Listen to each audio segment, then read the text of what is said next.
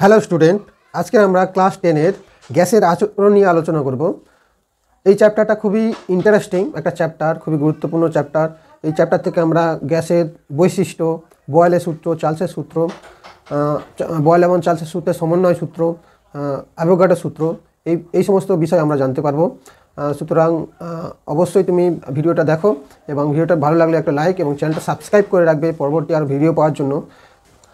দেখো, আমরা পদার্থ জানি, তিন ধরনের পদার্থ আমরা জানি, সেটা হলো কঠিন, তরল এবং গ্যাসীয়। আরও অনেক পদার্থর ভাগ আমরা পরে জানবো, যেমন প্লাজমা, বোস আইনস্টাইন কনডেনসেশন, সেগুলো আমরা পরে জানবো। এখন আমরা এই তিনটে পদার্থ আমরা জানি। দেখো, কঠিন পদার্থের যে পরমাণুগুলো সেগুলো অনেক কাছাকাছি অবস্থান করে, কারণ কি তাদের মধ্যে যে আন্তঃআণবিক আকর্ষণ বল অনেক বেশি, এই জন্য পরমাণুগুলো কাছাকাছি অবস্থান করে। তরল পদার্থের ক্ষেত্রে কঠিনের তুলনায় আন্তঃআণবিক আকর্ষণ বল অনেক কম পরমাণুগুলোর মধ্যে, ওই জন্য এরা দূরে দূরে অবস্থান করে। এবং গ্যাসের ক্ষেত্রে পরমাণুগুলোর মধ্যে আন্তঃআণবিক আকর্ষণ বল কঠিন এবং তরলের থেকে আরও কম, ওই জন্য দেখো পরমাণুগুলো অনেক দূরে দূরে অবস্থান করে। এই গ্যাস সম্পর্কে আমরা আজকে আলোচনা করব এবং তার আচরণ সম্পর্কে আলোচনা করব। দেখো, গ্যাসের আচরণ সম্পর্কে আলোচনা শুরুতে আমরা জানবো যে গ্যাসের কী কী বৈশিষ্ট্য থাকতে পারে, সেই বৈশিষ্ট্যগুলো আমরা জেনে নেব।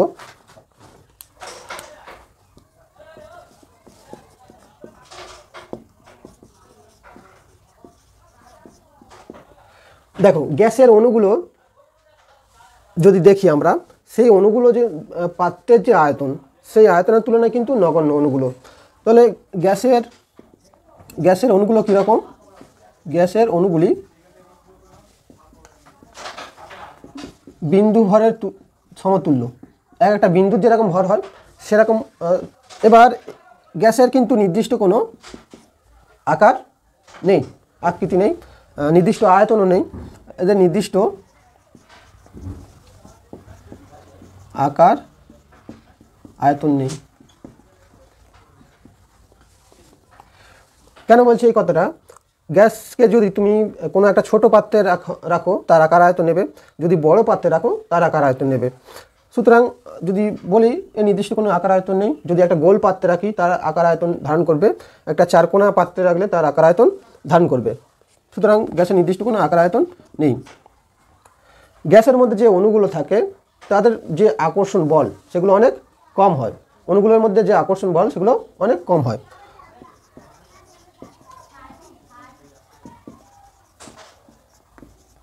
অণুগুলোর মধ্যে আকর্ষণ বল কম হয়। অণুগুলো কি হতে পারে? সংকোচন হতে পারে। কীভাবে? অণুগুলো সংকোচনশীলতা ধর্ম আছে। ধরো একটা পাত্রে গ্যাস আছে, সেই গ্যাসের একটা আয়তন আছে। যদি আমি একটা পিস্টন দিয়ে একটা পাত্র আছে, ওপরে মুখটা একটা পিস্টন দিয়ে আটকানো আছে। এবার পিস্টন দিয়ে যদি আমি চাপ বাড়াতে থাকি, এই পিস্টন দ্বারা যদি আমি উপর থেকে চাপ দিই, দেখবে আয়তন ধীরে ধীরে কী হবে? কমতে থাকবে। যদি চাপ দিই পিস্টনটা নিচে নামবে, তাহলে গ্যাসের আয়তন কী হবে? কমবে। যখন নিচে নামবো অণুগুলো দূরে দূরে ছিল, অণুগুলো কী হবে? ধীরে ধীরে কাছাকাছি চলে আসবে, ফলে অণুগুলো সংকোচন হবে, ফলে আয়তনটা কী হবে? কমতে থাকবে। একে বলা হয় ওই গ্যাসের সংকোচনশীলতা। আর কি ধর্ম আছে? প্রসারণশীলতা। যদি নিচে আনি তাহলে কী হবে? অণুগুলো সংকোচন হবে। যদি আয়তন আবার এই পিস্টনটা যদি আবার যখন নিচে এনেছিলাম কী হয়েছিল? অণুগুলো কাছাকাছি চলে এসেছিলো, এইভাবে পিস্টনটা।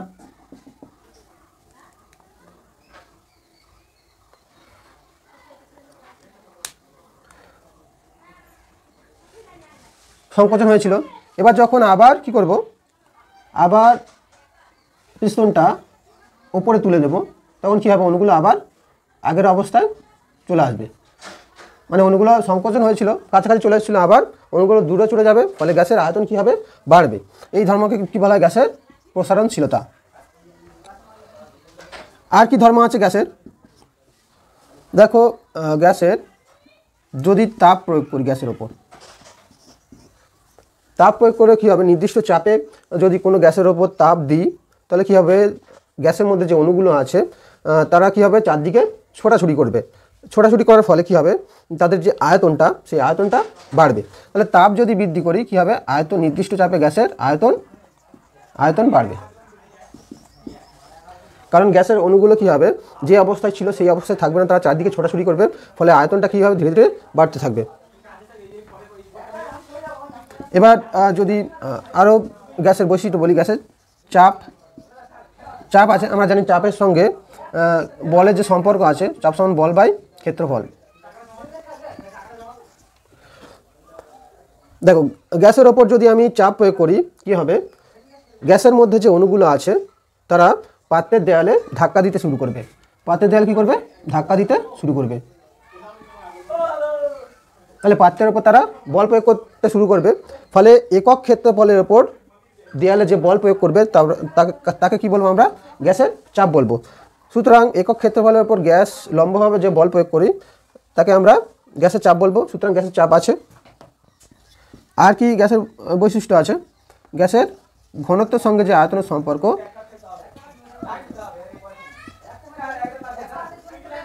দেখো, যদি ভরটা যদি নির্দিষ্ট রাখি, গ্যাসের যদি ভরটা নির্দিষ্ট রাখা হয়, আয়তনের সঙ্গে ঘনত্বটা কি সম্পর্ক, ব্যস্ত সম্পর্ক। ঘনত্বের সঙ্গে আয়তন ব্যস্ত সম্পর্ক। দেখো, যদি ভরটা স্থির রেখে গ্যাসের আয়তন যদি বৃদ্ধি করা হয়, দেখো এখানে যদি চাপ কমায় তাহলে কী হবে, আয়তন বাড়বে। তাহলে আয়তন বাড়লে কী হবে, গ্যাসের ঘনত্ব কী হবে, কমে যাবে। আয়তন বাড়লে ঘনত্ব কমে যাবে। আবার যদি চাপটা বৃদ্ধি করা হয়, তাহলে বৃদ্ধি করলে আয়তন কমছে। আয়তন কমছে মানে গ্যাসের যে অণুগুলো আছে তারা আরও কাছাকাছি চলে আসবে। অণুগুলো কী হবে, যদি চাপ বৃদ্ধি করি, গ্যাসের যে অণুগুলো আছে অণুগুলো কী হবে, আরও কাছাকাছি চলে আসবে। অণুগুলো আরও কাছাকাছি চলে আসবে, ফলে তাদের ঘনত্ব কী হবে, বাড়বে। তার মানে আয়তন যত কমবে, ঘনত্ব কী হবে, তত বাড়বে। এই কটা বৈশিষ্ট্য ছাড়াও কী আছে, গ্যাসের ব্যাপন আছে। গ্যাসের ব্যাপনটা কি, পরস্পর মেশে না এমন যদি কতগুলো গ্যাসকে যদি একসঙ্গে রাখা যায়, তারা স্বতঃস্ফূর্তভাবে নিজেদের মধ্যে মিশে গিয়ে তারা চারদিকে ছোটাছুটি করে। এই যে গ্যাসের অবস্থা, একে বলা হয় গ্যাসের ব্যাপন। তাহলে পরস্পর রাসায়নিক বিক্রিয়া করে না এমন কতগুলো গ্যাসকে যদি আমি একসঙ্গে রাখি, তারা সমস্ত একটা মিশ্রণ তৈরি করবে, মিশ্রণ করে চারদিকে ছোটাছুটি করবে। এই ধর্মকে, গ্যাসের এই ধর্মকে বলা হয় গ্যাসের ব্যাপন ধর্ম। গ্যাসের চাপের যে এককগুলো বা আয়তনের যে এককগুলো সেগুলো আমরা জানবো, এগুলো কিন্তু পরে কাজে লাগবে। ঘনত্বের একক, এগুলো আমরা জানবো, এককগুলো একটু দেখে নেব। দেখো, চাপ মানে আমরা জানি, চাপ মানে হচ্ছে বল বাই ক্ষেত্রফল। তাহলে যদি সিজিএস একক বের করি, সিজিএস এককে বলের একক হলো ডাইন, আর ক্ষেত্রফল একক সেমি স্কোয়ার। তাহলে চাপের সিজিএস একক হবে ডাইন পার সেমি স্কোয়ার, এটা সিজিএস একক। আর যদি এসআই একক বের করতে চাও, তাহলে বলের এসআই একক হচ্ছে নিউটন, আর ক্ষেত্রফলের এসআই একক হচ্ছে মিটার স্কোয়ার। তাহলে এসআই একক হবে নিউটন পার মিটার স্কোয়ার, তাহলে এটা এসআই একক। এছাড়া আরও চাপের একক আছে, যেমন ধরো অ্যাটমসফিয়ার, বার, এই এককগুলো আছে, বার, মিলিবার, এগুলো চাপের একক। যদি আয়তনের একক বের করো, আয়তনের সিজিএস একক হচ্ছে ঘন সেন্টিমিটার কিউ। আর এসআই একক কি, এসআই একক হলো ঘন মিটার কিউ। এছাড়া আয়তনের অন্যান্য একক আছে, যেমন হচ্ছে লিটার আছে, ডেসিলিটার আছে, মিলিলিটার আছে, ডেসিলিটার, মিলিলিটার, এগুলো আয়তনের একক আছে। এবং এদের মধ্যে সম্পর্কও আছে। 1 লিটার সমান 1000 ঘন সেন্টিমিটার। আর ঘন সেন্টিমিটারের সঙ্গে ঘনমিটারের সম্পর্ক আছে।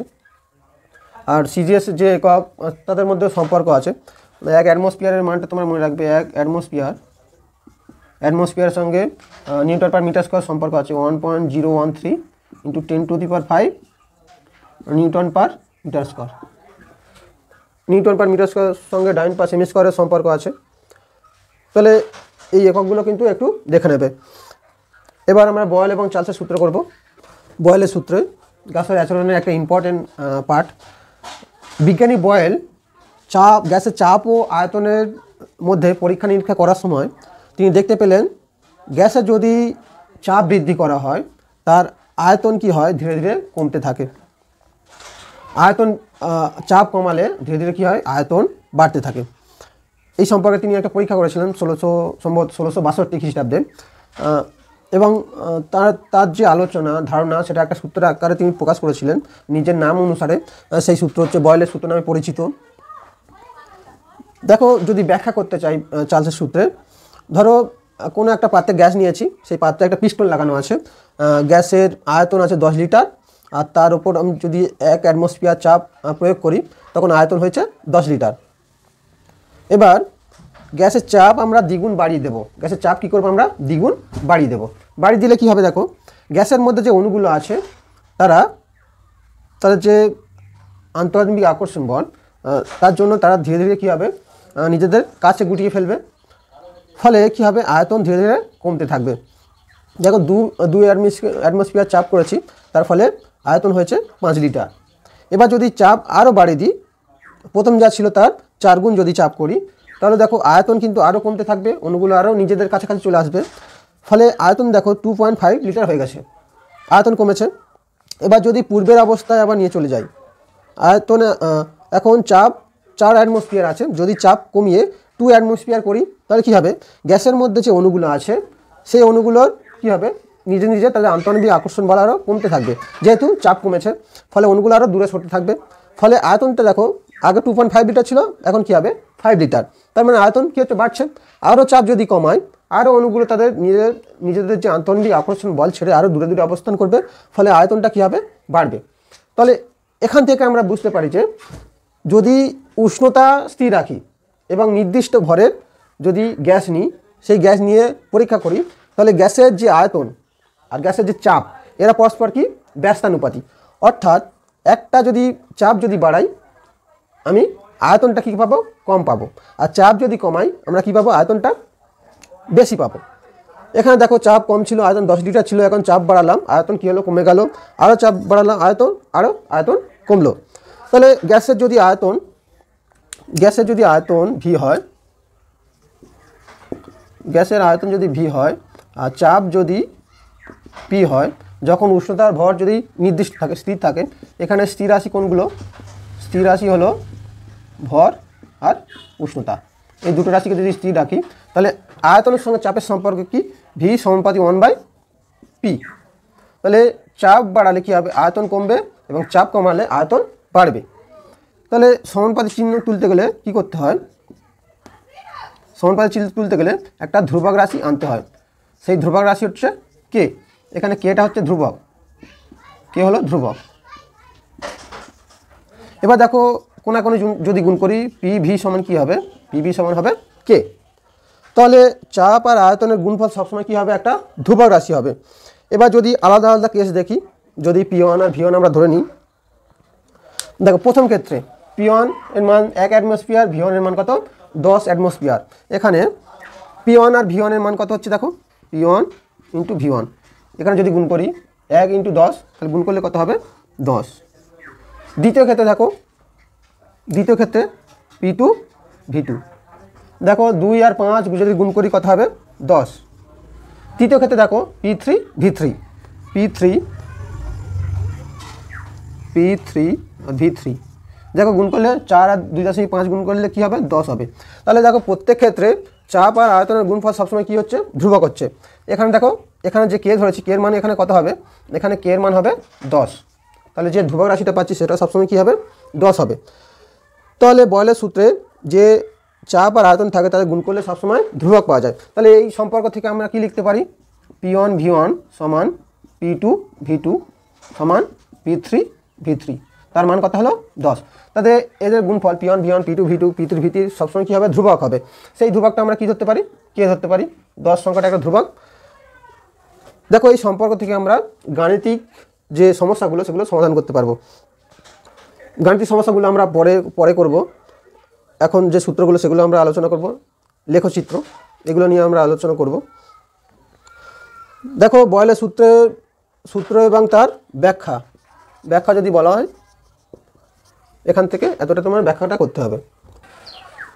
দেখো এবার আমরা বয়লের সূত্রের লেখচিত্র নিয়ে আলোচনা করব। বয়লের সূত্রের লেখচিত্র কীরকম হয়, পি এবং ভি এর যে লেখচিত্র, পি ভার্সেস ভি,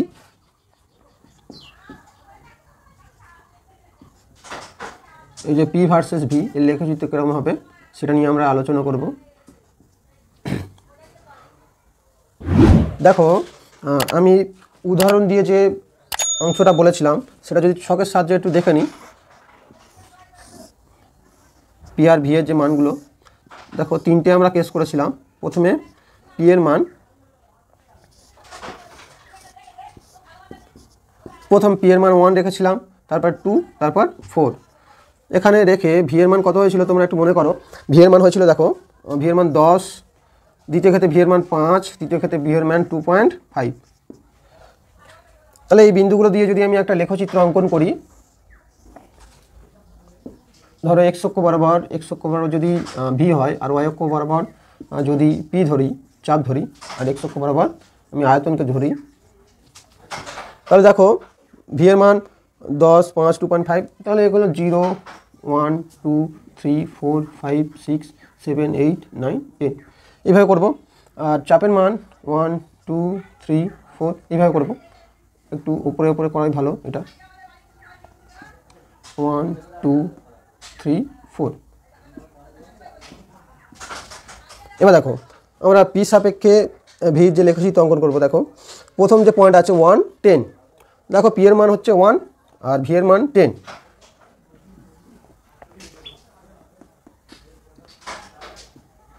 তাহলে বিন্দুটা দেখো কোথায় হবে, এই পি এর মান 1, ভি এর মান 10, তাহলে বিন্দুটা দেখো এখানে হবে।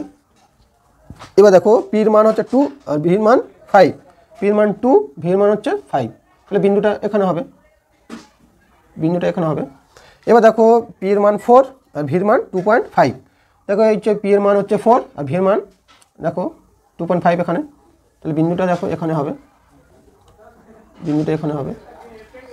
এবার দেখো এই তিনটে বিন্দু যদি আমি যুক্ত করি তাহলে লেখচিত্রটা কীরকম হবে, দেখো লেখচিত্রটা এই রকম হবে, লেখচিত্রটা এই রকম হবে, এই রকম হবে।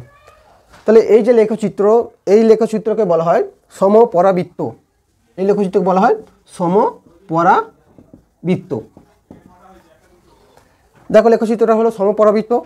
যদি তুমি পি আর ভি এর গুণফল সাপেক্ষে এই দুটো লেখচিত্র অঙ্কন করো, অর্থাৎ আমরা লেখচিত্র করব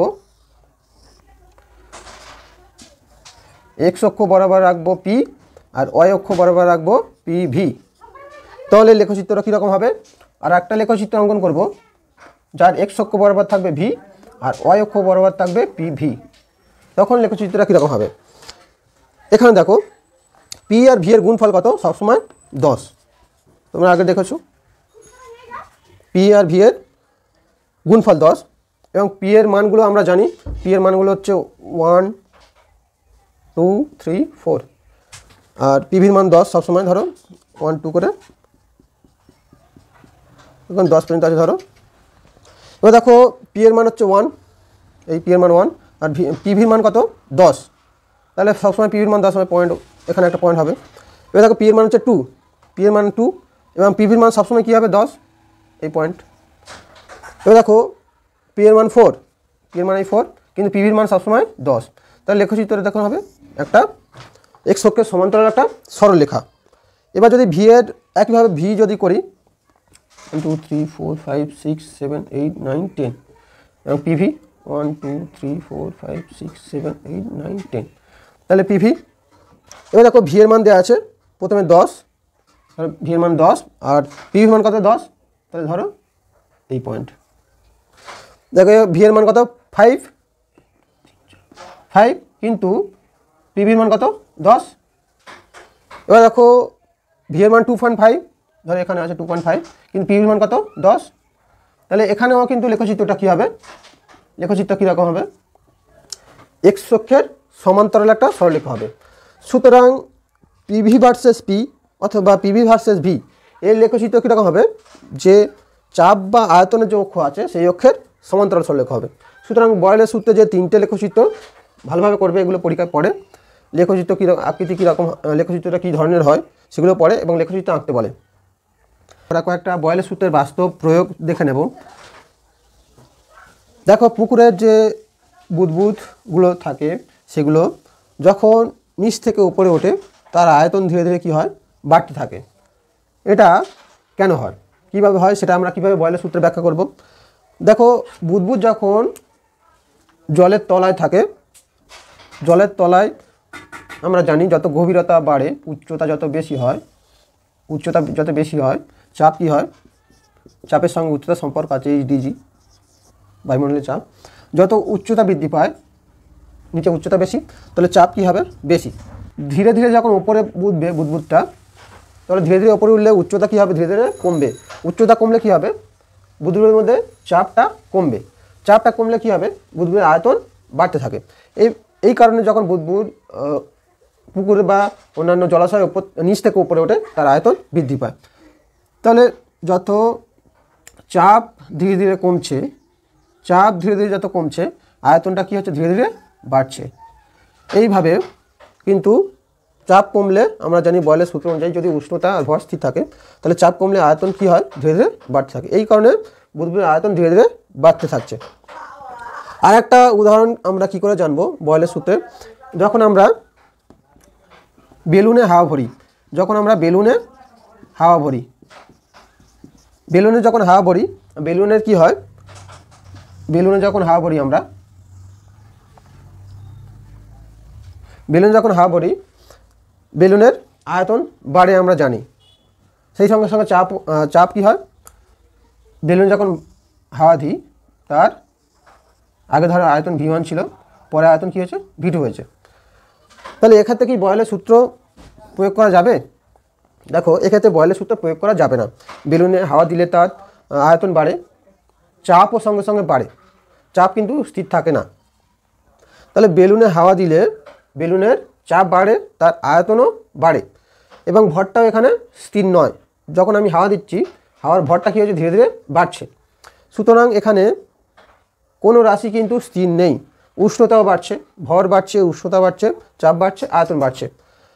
তাহলে বয়েলের সূত্রে যে বলা আছে স্থির ভরের নির্দিষ্ট উষ্ণতায় গ্যাসের চাপ বাড়লে কী হবে, আয়তন বাড়বে, আয়তন কমবে, তার ব্যস্তানুপাতিক হবে। কিন্তু এখানে সম্পূর্ণ আলাদা ঘটনা ঘটছে। এখানে ভর স্থির নয়, উষ্ণতা স্থির নয়, এখানে চাপ আর আয়তনের সঙ্গে যে সম্পর্ক সেটা সরল অনুপাতে পরিবর্তিত হচ্ছে। সুতরাং এখানে কিন্তু বয়েলের সূত্র প্রয়োগ করা যাবে না, বয়েলের সূত্র প্রযোজ্য নয়। তাহলে বেলুনে হাওয়া দেওয়া বা সাইকেলের চাকায় যে হাওয়া দেওয়া, সেখানে বয়েলের সূত্র প্রয়োগ করা যাবে না, উষ্ণতা সেখানে স্থির থাকে না। তাহলে এই দুটো ব্যাখ্যা ভালোভাবে করবে। এবার আমরা চার্লসের সূত্রে চলে যাব। যে চার্লসের সূত্র, এই অংশ নিয়ে আলোচনা করব। দেখো, বয়েলের সূত্রের আবিষ্কারের কিছু সময় পরে বিজ্ঞানী চার্লস উষ্ণতা এবং আয়তনের সঙ্গে কীভাবে সম্পর্ক আছে সেই সম্পর্কে তিনি পরীক্ষা নিরীক্ষা চালাতে থাকেন, এবং তিনি পেয়েছেন যে গ্যাসের যদি উষ্ণতা বাড়াই তাহলে কি হবে, গ্যাসের যদি উষ্ণতা বাড়াই, গ্যাসের মধ্যে যে অণুগুলো থাকে তারা কী হবে, তাদের নিজেদের মধ্যে কী করবে, সংঘর্ষ করবে, ফলে অণুগুলো আরও দূরে যেতে থাকবে, ফলে গ্যাসের আয়তন কী হবে, ধীরে ধীরে বাড়তে থাকবে। দেখো, যদি গ্যাসের চাপ স্থির রাখি, নির্দিষ্ট ভরের কোনো গ্যাসের যদি প্রতি 1 ডিগ্রি সেলসিয়াস বৃদ্ধি বা হ্রাস ঘটায়, 0 ডিগ্রি সেলসিয়াস উষ্ণতায় গ্যাসের যে আয়তন থাকবে তার 1/273 অংশ কী হবে, বৃদ্ধি বা হ্রাস ঘটবে। ধরো 0 ডিগ্রি সেলসিয়াস উষ্ণতায় গ্যাসের আয়তন ছিল 10 লিটার, আমি উষ্ণতা 1 ডিগ্রি সেলসিয়াস বাড়াবো, তাহলে আয়তনটা কীভাবে পরিবর্তন হবে, 0 ডিগ্রি সেলসিয়াস উষ্ণতায় দেখো V1 এর মানটা আমি জিজ্ঞাসা চিহ্ন কীরকম হবে, V1 এর মানটা হবে গ্যাসের যে পূর্বে যে আয়তন ছিল V0 সেটা হবে, এবং এই V0-র 1/273 অংশ কী হবে, বৃদ্ধি হবে। যদি 1 ডিগ্রি সেলসিয়াস বাড়াই তাহলে আয়তন হবে পূর্বে যে আয়তন তার 1/273 অংশ বাড়বে, এবং যদি কমায় 1 ডিগ্রি সেলসিয়াস তাহলে এখানে কী হবে, মাইনাস হবে। এবার যদি 2 ডিগ্রি সেলসিয়াস করি, এখানে আমরা একটা আয়তন পাবো, তাহলে সেই আয়তনটা যদি যোগ করি পূর্বের যে আয়তন,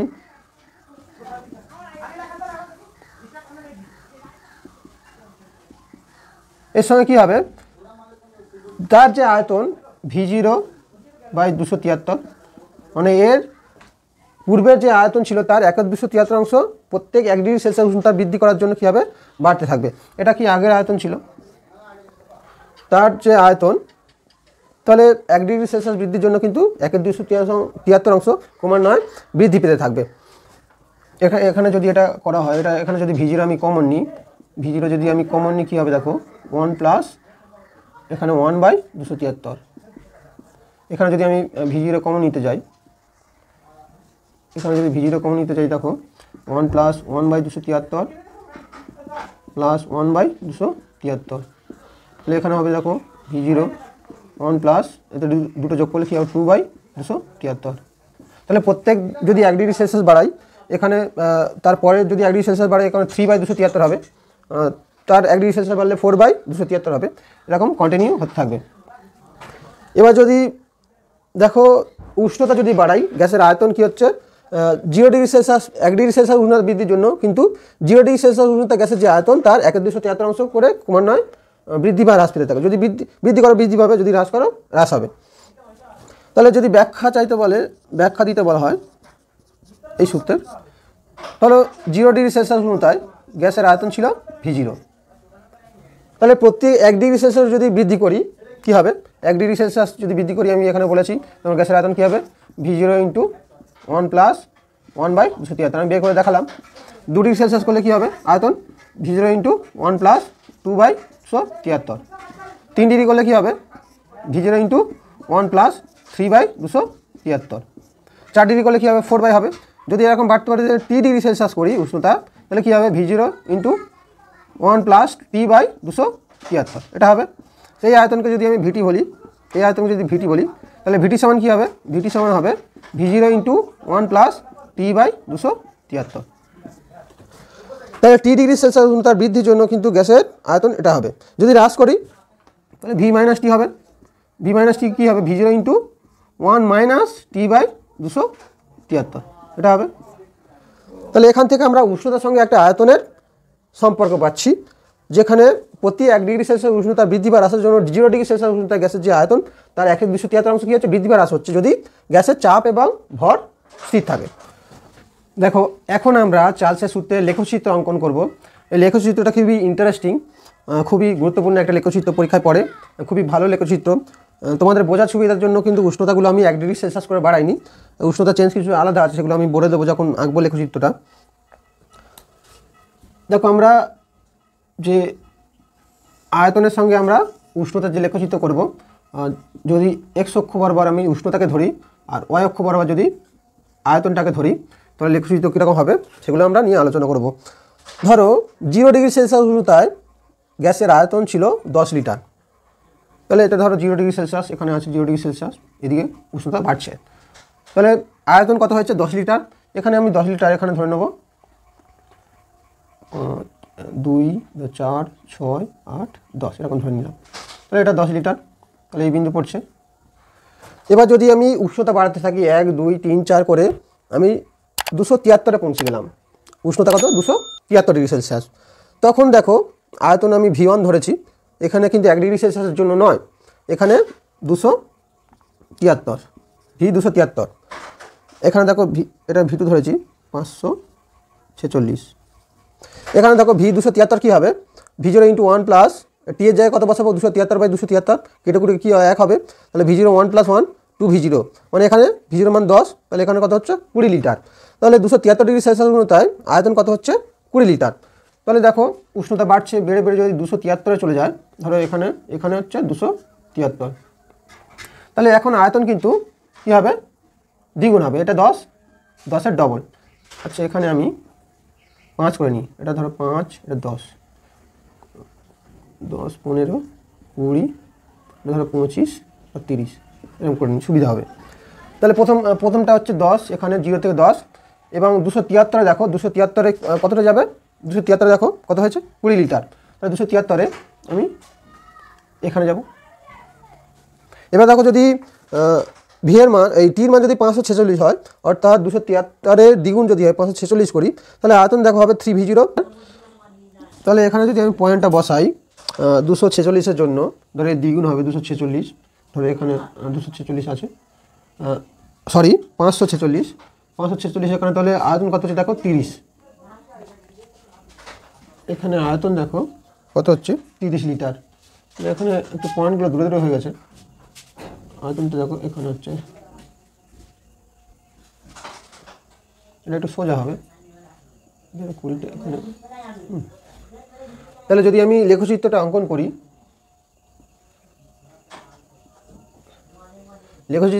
দেখো এরকম একটা সোজা লেখচিত্র হবে, এই সরল লেখা হবে একটা, যেখানে এই V0 মান হচ্ছে 10 লিটার, এটা V0। এবার যদি উষ্ণতা কমাতে কমাতে যদি আমি -273°C পৌঁছে যাই, দেখো আয়তন কি হচ্ছে, দেখো আয়তন হচ্ছে 0। তাহলে এটা যদি আমি গ্রাফে অঙ্কন করি কীরকম হবে দেখো, যদি উষ্ণতা কমাতে কমাতে -273 চলে আসি, এদিকে যেমন এটা যদি -273 চলে আসি, দেখো আয়তনটা কোথায় পৌঁছাবে, আয়তন এখানে পৌঁছাবে 0। তাহলে এখানে V-273 কী হবে, 0 হবে এখানে এই পয়েন্টটা। তাহলে দেখো -273°C উষ্ণতা গ্যাসের আয়তন কী হয়ে যায়, 0 হয়ে যায়। তাহলে গ্রাফে সেটা দেখানো হয়েছে। তাহলে এটাই হলো ভিটি সাপেক্ষে টি যে লেখচিত্র এটা। তাহলে কিন্তু ভালোভাবে লেখচিত্রটা করবে, লেখচিত্রের পরীক্ষায় পড়ে। এবার আমরা চার্লসের সূত্রের যে বিকল্প রূপ, সেই সূত্রকে চাপের সূত্র বলে, সেই সূত্র নিয়ে আমরা আলোচনা করব।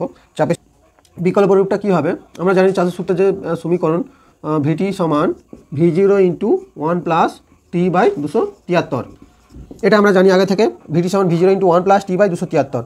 এবার যদি এই সমীকরণকে যদি সরল করি, দেখো সরল করলে লসাগু 273 হলে 273 + T, ছোট হাতের টি। এবার দেখো আমরা পরম উষ্ণতার সঙ্গে সেলসিয়াস স্কেলের যে উষ্ণতা, সেই তাদের মধ্যে একটা সম্পর্ক জানি। পরম উষ্ণতা ক্যাপিটাল টি সমান ডিগ্রি সেলসিয়াস স্কেলের উষ্ণতা প্লাস 273, এই সম্পর্কটা আমরা জানি। পরম স্কেলের সঙ্গে সেলসিয়াস স্কেলের যে সম্পর্ক, বড় টি সমান ছোটো টি প্লাস 273। এবার যদি এই সমীকরণে বসিয়ে দিই তাহলে কী হবে দেখো, V0 × এখানে দেখো কী হবে, বড় টি বাই 273, এটা হবে। এখন জায়গায় মান বসিয়ে দিলাম, নিচে 273। এবার দেখো এই যে V0/273 ইন্টু এখানে কী হচ্ছে, চলরাশি টি হচ্ছে। এই যে সংখ্যাটা একটা ধ্রুবক সংখ্যা, এই সংখ্যাটা কি একটা ধ্রুবক সংখ্যা। তাহলে এটাকে যদি আমি কে দিয়ে লিখি, কে × টি ভিটি, যদি এখানে ভিটিটা আমি ভি ধরে নিই, তাহলে এখানে আমি কী ধরছি দেখো, ভিটিটাকে আমরা ভি ধরছি, আর কি ধরছি V0/273, এটাকে আমি ধরে নিচ্ছি কে। তাহলে দেখো সমীকরণটা কীরকম আসছে, ভি সমান কে × টি, এই সমীকরণটা আসছে। এবার জানি কে একটা কি ধ্রুবক, কে আমরা কি জানি একটা ধ্রুবক সংখ্যা, এই ধ্রুবক সংখ্যা যার মান হচ্ছে V0/273, এটা একটা সংখ্যা। তাহলে যদি ভি আর টির সঙ্গে সম্পর্ক লিখি কীরকম হবে, সম্পর্কটা ধ্রুবকটা যদি উঠিয়ে দিই, ভি সমানুপাতি টি, যদি ধ্রুবক এটা থাকে আমরা এটা লিখতে পারি, তাহলে এটা আছে আমরা এটা লিখব ভি সমানুপাতি টি। তাহলে চার্লসের সূত্রের বিকল্প যে সূত্রটা চাপের সূত্র, সেটা হলো স্থির চাপে নির্দিষ্ট ভরের কোনো গ্যাসের আয়তন গ্যাসের পরম উষ্ণতার সঙ্গে সমানুপাতিক। দেখো চার্লসের সূত্রের লেখচিত্র আমরা কীভাবে অঙ্কন করব, দেখো আমরা একটু আগে প্রমাণ করলাম চার্লসের সূত্র থেকে ভি সমানুপাতি টি, যখন চাপ আর ভর স্থির থাকে। একইভাবে যদি তুমি আয়তনটা আর ভরটা স্থির রাখো, তাহলে তুমি সমীকরণটা পাবে পি সমানুপাতি টি, এই দুটো সমীকরণ পাবে আলাদা করে। সেটা আমি এটা আমি বের করিনি, কিন্তু এটা বের করেছি। তাহলে প্রথম যেটা, যদি উষ্ণতা এক্স অক্ষ বরাবর থাকে উষ্ণতা, আর ওয়াই অক্ষ বরাবর যদি আয়তন থাকে, তাহলে এদের লেখচিত্র কীরকম হবে, এরা একে অপরের সমানুপাতিক। তাহলে লেখচিত্র হবে এক্স অক্ষের সমান্তরাল, মানে এই রকম হবে। একইভাবে যদি তুমি এই লেখচিত্র অঙ্কন করো, এটা টি, এটা চাপ, তাহলে লেখচিত্র এক্স অক্ষের সমান্তরাল হবে। এই দুটো লেখচিত্র তোমরা ভালোভাবে করে রাখবে। এবার এর যে এখান থেকে যে গাণিতিক সমীকরণ আসে, V1/T1 সমান V2/T2, এখান থেকে অঙ্ক আসে। আবার এই যে রাশিমালা এখান থেকে আসে P1/T1 সমান P2/T2। তাহলে চার্লসের সূত্র থেকে এই সমীকরণ দুটো থেকে কিন্তু প্রশ্ন আসে, গাণিতিক প্রশ্ন। তাহলে এই দুটো সমীকরণ কিন্তু ভালো করে করবে, বলে এখান থেকে গাণিতিক প্রশ্নের উত্তর তোমরা লিখতে পারো সহজেই।